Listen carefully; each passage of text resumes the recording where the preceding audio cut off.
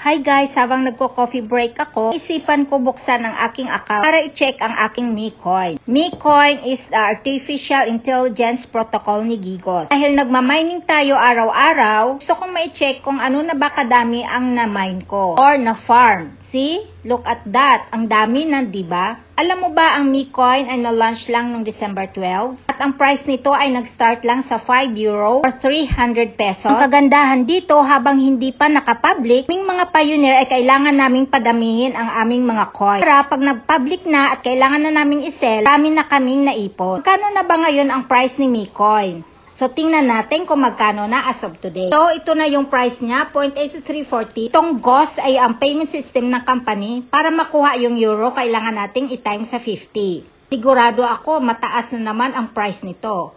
Times 50, ito na po yung price, 41.54 euro. And then sa peso, ito na po siya. Kung gusto mong matutunan ito, andito lang ako. PM is the key.